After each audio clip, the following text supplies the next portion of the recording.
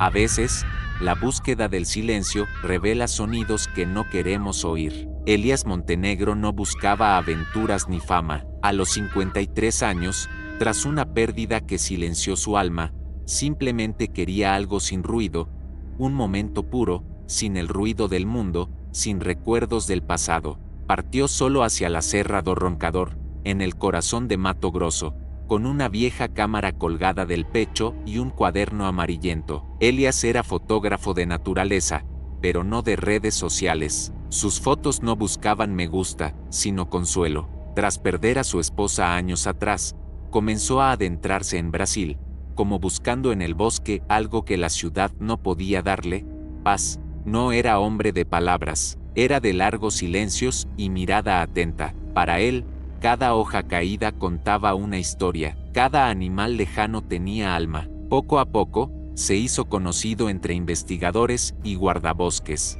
Discreto, respetuoso y metódico, siempre llegaba con mapas dibujados a mano, estudiando el clima, los hábitos de los animales y las leyendas locales. Disfrutaba escuchando a los veteranos, especialmente a aquellos que hablaban de encuentros con el jaguar, la madre del bosque, como lo llamaban.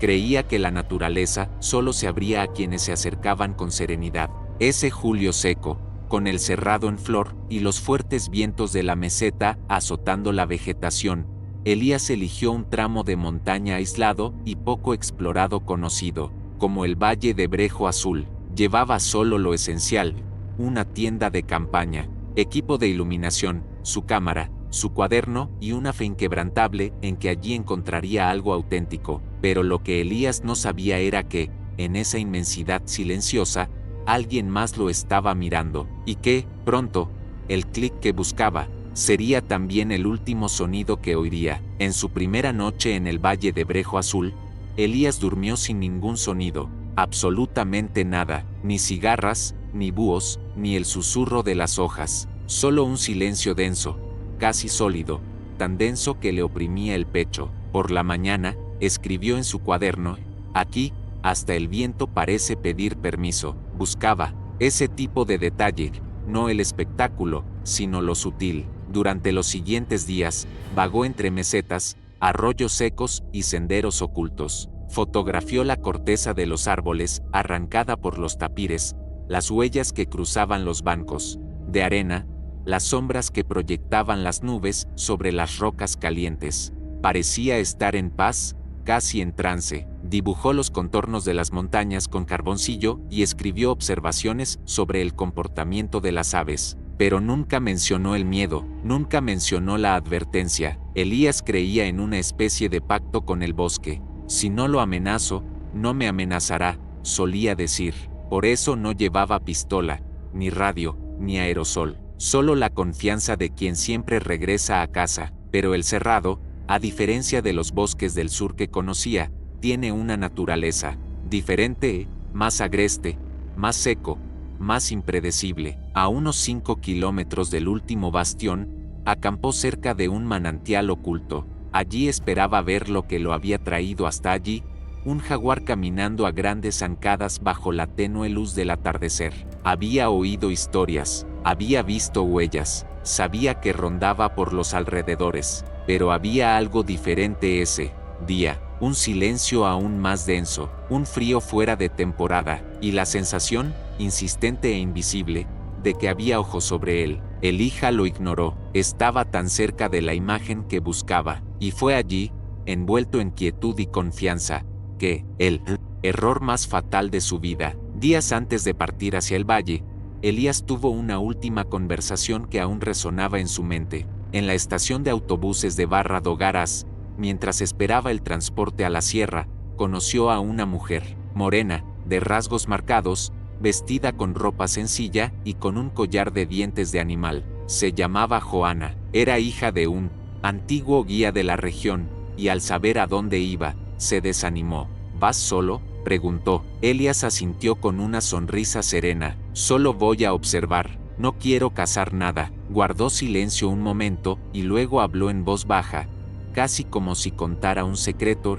Hay cosas ahí que no quieren ser vistas, ni fotografiadas. Sonrió, sin ironía. le agradeció la advertencia, pero en el fondo, creía que era solo una superstición, una leyenda más entre muchas. Lo que no sabía era que Johanna ya había perdido a un hermano en esa misma región, años antes, en circunstancias nunca aclaradas. Un cuerpo desaparecido, solo restos de ropa y arañazos en la piedra. Ahora, sentado en el duro suelo del campamento, recordó su expresión, sus ojos que no parecían delatar miedo, pero, certeza quizás, ese encuentro no fue casual, quizás fue una advertencia que él, con su orgullosa calma, ignoró. En medio de esa tarde gris, su memoria regresó con fuerza, como si la mujer supiera algo que Elías aún desconocía, algo que era, que se acerca, incluso sin hacer ruido. Elías no solo quería una imagen bonita, quería una especie de revelación,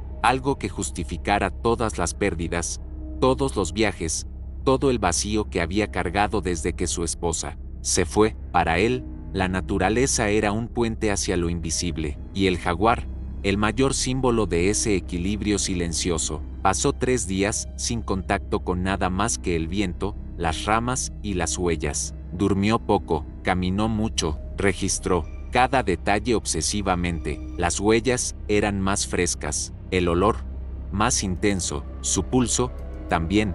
Era como si lo arrastraran hacia un punto ciego, donde solo quedaba ver con el alma. En la mañana del 4.º día, encontró marcas frescas en las rocas cerca del manantial, marcas profundas y circulares. No eran de un tapir, ni de un venado. El jaguar había estado allí, y muy recientemente. Elías olvidó su hambre, olvidó el tiempo, solo existía él mismo, el sonido del obturador y la certeza de que el momento se acercaba. Pero hubo un detalle que no notó. Las huellas no desaparecieron, simplemente llegaron, y se detuvieron, como si algo estuviera. Espera, sus últimas fotografías fueron encontradas días después por un equipo de rescate. La cámara estaba intacta, pero cubierta de tierra y hojas, como si alguien o algo hubiera intentado ocultarla. La tarjeta de memoria capturó las últimas horas de Elías en imágenes crudas, silenciosas, casi místicas. Las primeras mostraban detalles de la vegetación,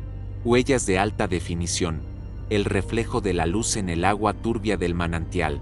Pero en los archivos posteriores, la imagen cambió, la cámara se movió, el ángulo era demasiado bajo, había una mancha amarillenta, una sombra se movía entre los arbustos, y entonces, en una secuencia casi desenfocada, apareció ella, el jaguar, enorme, con ojos que parecían humanos. No hubo registro de fuga, no hubo gritos, solo silencio y oscuridad. Los investigadores nunca pudieron determinar el momento exacto del ataque, pero sabían que el depredador estaba cerca, y eso todo había sido grabado, menos el final. 4 días antes de desaparecer, Elías había llamado a su hija Clara desde un teléfono público en un pequeño pueblo cerca del camino de tierra que conduce a las montañas. La llamada duró poco más de 3 minutos, pero quedó grabada en su memoria como una despedida que nadie notó. Estaré fuera de contacto unos días, dijo, pero no te preocupes, estoy bien preparado. Clara recuerda la larga pausa que hizo antes de colgar, como si quisiera decir más pero no supiera cómo. Si consigo la foto correcta, valdrá la pena. Era típico de él, siempre hablaba en voz baja, como si todo estuviera bajo control. Pero ese día, hubo un ligero temblor que Clara jamás olvidó. Intentó insistirle en que llevara un rastreador,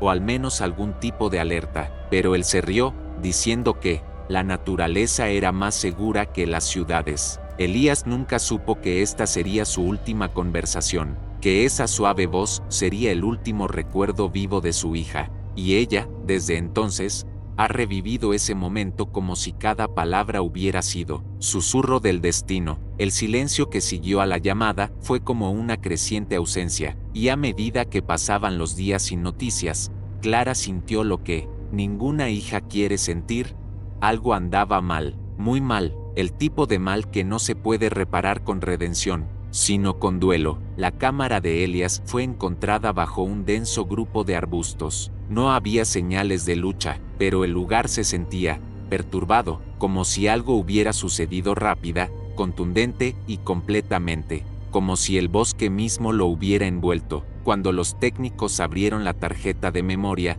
vieron más de 200 fotos. Las últimas 10 eran diferentes, borrosas, inclinadas, algunas solo mostraban el cielo y las hojas, pero una imagen les llamó la atención, una mancha dorada y borrosa con un brillo en los ojos, como dos brasas flotando en la oscuridad. Era el jaguar. La última foto, sin embargo, nunca se pudo leer. Un error de archivo, un fragmento corrupto, como si, en ese preciso instante, la cámara se hubiera caído, o arrancada, o aplastada. Nadie lo supo nunca, pero los expertos coincidieron en una cosa: esa última foto probablemente mostraba el momento exacto en el que todo cambió, y así, la imagen más importante de su vida, quizá la que lo justificaba todo, se perdió para siempre. La cámara fue encontrada por un guía local, Alfredo, quien conocía a Elías de anteriores encuentros en la montaña. Al ver el equipo semienterrado, inmediatamente se dio cuenta de que algo andaba mal. No tocó nada, llamó a los bomberos, y esperó en silencio, como si esperara un veredicto inevitable. Fue Alfredo quien personalmente le entregó la cámara a la hija de Elías. Conmovido, no dijo muchas palabras, solo vio lo que nadie más vio, y lo pagó. A partir de entonces, Clara indagó en los archivos que dejó su padre, no como una forma de duelo, sino como una forma de preservarlos. Creó una exposición con las fotografías más íntimas y sensibles de Elías, imágenes de una simplicidad extrema, un oso hormiguero reclinado, el reflejo de las nubes en un charco, las huellas de un carpincho con sus crías. Ella escribió en la entrada de la galería: mi padre no fotografiaba animales, fotografiaba el silencio. Su legado creció. Las escuelas usaron su nombre para proyectos ambientales. Los documentalistas se inspiraron en su historia, y muchos comenzaron a replantearse el verdadero significado de salir a la naturaleza. No es una conquista, es una rendición. La autopsia realizada al jaguar, asesinado días después de su desaparición, reveló un detalle impactante: restos de tejido con fragmentos del cuaderno de Elías se encontraban en el tracto digestivo del animal. No había duda, era ella, y el ataque no fue por miedo, fue premeditado, depredación real. Los expertos afirman que, en casos extremadamente raros, un jaguar puede identificar a un humano solitario como presa. Esto es especialmente cierto en zonas donde el territorio está en disputa y los recursos son escasos. Lo más triste es que Elías nunca se percató del patrón. Lo habían seguido durante días. El jaguar sobrevolaba el campamento, marcando su territorio, tanteando sus límites. Y Elías, envuelto por la calma y la belleza del lugar, no notó las señales. No tenía miedo, no tenía tiempo, no tenía oportunidad. La verdad es que no fue víctima de la casualidad. Fue víctima de una confianza ciega en un pacto que solo existía en su cabeza. La naturaleza no prometía seguridad. Fue Elijah quien creía que el silencio era protección. Pero a veces, el silencio es la advertencia más fuerte de todas. Hoy, a la entrada del sendero que conduce al Valle do Brejo Azul, un pequeño cartel de madera dice: en memoria de Elías Montenegro, buscó el silencio, se volvió parte de él. Pocos visitantes pasan por allí. La zona se considera ahora de riesgo, pero quienes se aventuran allí dicen que, al anochecer, pueden oír el canto de un pájaro raro, el mismo que Elías grabó por última vez, y dicen que, por unos segundos, el tiempo se detiene. Clara todavía visita el lugar, lleva flores sencillas y, a veces, el viejo cuaderno de su padre. Recuerda los dibujos torcidos, las frases cortas, las fotos inacabadas, y sabe que, de alguna manera, él nunca se fue. Lo que buscaba no era el jaguar, era reconciliación con el mundo, y lo encontró, aunque le costara la vida. Así pues, la historia de Elías no es una tragedia, sino un recordatorio eterno, que la naturaleza es sagrada, sí, pero no es amable, que cada paso que se da en silencio debe ir acompañado de respeto, y que el amor por la vida silvestre debe ser mayor que el deseo de controlarla. No hubo gritos,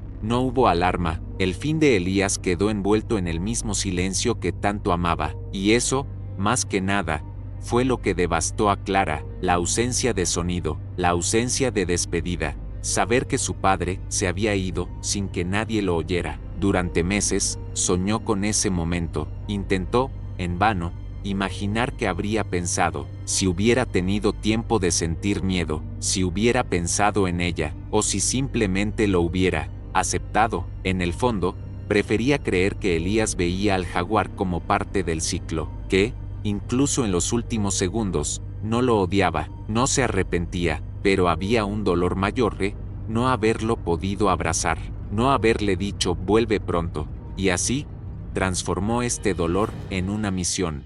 Creó Instituto del Silencio Viviente para educar a fotógrafos, senderistas y amantes de la naturaleza sobre los riesgos y límites del contacto con la fauna silvestre. Ojalá nadie más se fuera así, sin voz. Meses después de la tragedia, Clara encontró un fajo de cartas sin enviar entre las pertenencias de su padre. Contenían textos escritos en papel viejo, que databan de viajes anteriores. Uno, en particular, la conmovió hasta las lágrimas. Estaba dirigida a ella, escrita, cuando aún era niña. Elías habló de su miedo a dejarla huérfana, de la culpa de estar ausente tanto tiempo y del verdadero motivo de su vagabundeo. No estoy huyendo, hija, estoy intentando comprender la ausencia. Desde que tu madre se fue, todo en mí está buscando. Cada palabra revelaba a un hombre que amaba en silencio, que sufría en silencio, que vivía intentando transformar el dolor en contemplación.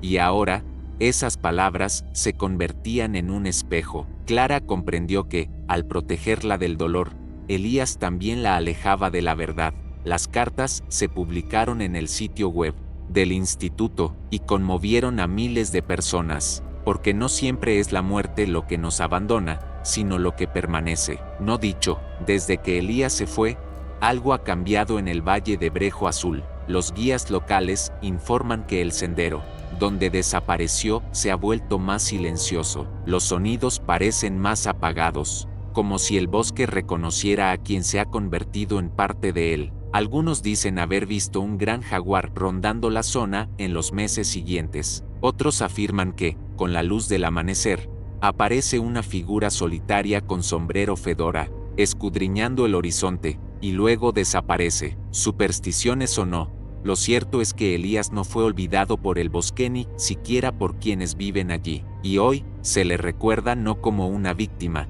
sino como un guardián, un símbolo de entrega pura, de verdadera contemplación, de conexión sin vanidad.